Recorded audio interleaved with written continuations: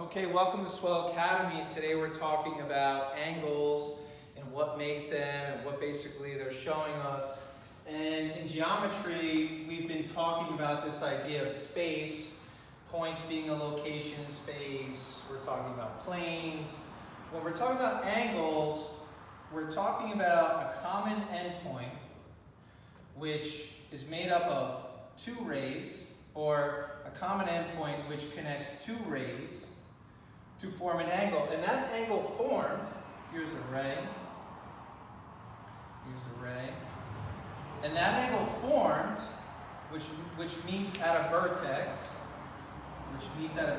this common point here. This is what you could say is the corner of the angle. It's where the two sides to meet to form the angle. These are points on the side of the angles. This vertex, this is a very important point, and I'll show you why in a second. But this angle we've created with two rays and a vertex is showing us a space in between a certain set of three non-collinear points. All right? Here you have 3 points not on the line. So it's showing us a space between, you could say 2 points, or we'll say 3, I'll abbreviate here, non-collinear points. And basically this space, this is what we're looking at. And if you think, let's say you're a point guard here, and you're looking at one player here, and you're looking at one player here, there's space. This is the angle of space in which you're working at. And now usually your angle will be given as a measurement in degrees, let's say 30 degrees. And this is the amount of space. This is how you measure the amount of space with these 3 points here, using degrees. Let's just move a little forward here. When you're given an angle, right, which is made up, again, it's made up of 2 rays. Let's use a different color here. Let's work with red. It's made up of 2 rays. So here's one ray connected at a vertex with another ray. Usually you're given 3 letters to talk about that, or to show, describe, label that angle. Let's say ACB in this case. Okay? These are your 3 points. Here's your space. When you want to describe or label this angle, there's a few ways to do that, right? Or maybe you're given this label and you're asked to find this angle. One way to do it, or a few ways to do it, is one, calling this ACB or angle BCA. Now take a second and look at these labels. Do you notice anything that's the same? And if you notice that this middle letter of C is the same in both, you are correct. And the reason for that is C is the vertex. And if C is the vertex, that needs to be your middle letter. Writing angle ABC for this would be incorrect because B is a side, not a vertex. Now, in some angles, you're actually given an arc to show your angle. In that arc, you may even be given a number. Now, this angle could now be called angle 1, or it could be called angle C. But be careful with this, because I can only use this vertex if this vertex represents one angle. Okay? And let me show you why. Let's say I drew a point on the interior, point T.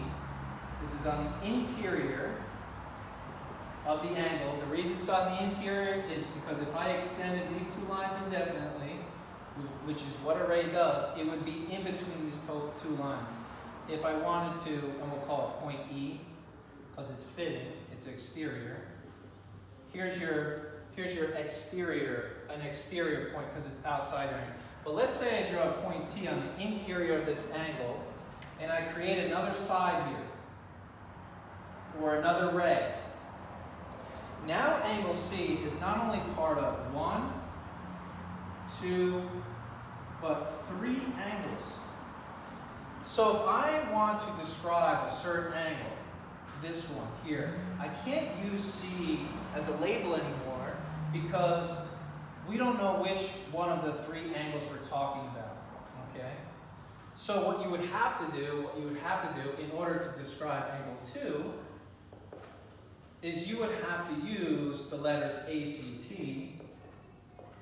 I like to put the angle there, or TCA. Again, C being the middle letter vertex still, but now with using letters. Or if we're talking about angle 3, we would want to say BCT or angle TCB. And that's something to keep in mind when you're now describing figures with more than one angle. Maybe you're given, which you'll see frequently in geometry, the triangle that has many points to it, A, B, C, D, E, and you're given one angle to describe, and they want you to label that angle using this arc, okay? AEB, angle AEB would be one way you could describe this. Angle E, not so much, because angle E is part of 1, 2, 3 different angles. Another thing you might encounter, and I don't want to get too much into, but I just want you guys to see it, is this idea of, if you ever saw the measure of RST plus the measure of, let's say, STU equal to the measure of RST.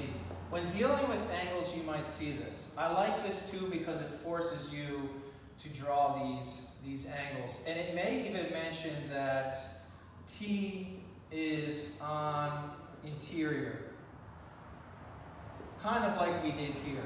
An important thing you're going to have to do is you're going to have to draw. Okay? Now if you look at that, you have two angles equal another angle. So this is probably going to be my larger angle. Angle RST.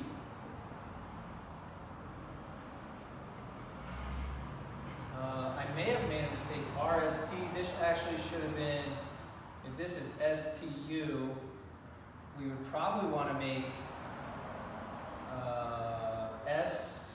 change this to RST. This would have been TSU. And then our full angle RSU. There's a couple adjustments there, just kind of fixing here. And if you see RST, my first angle, called angle 1, plus TSU, called angle 2, would equal my measure of my whole angle RSU here. And it makes sense, and I'm kind of pointing this out so you see this idea of measure, the measure of an angle. If this is 20 degrees, angle 1, and if angle 2 is 40 degrees, well, this actually looks like a 90, so let's call it 30 and 60. Let's say these two angles are 30 degrees and 60 degrees.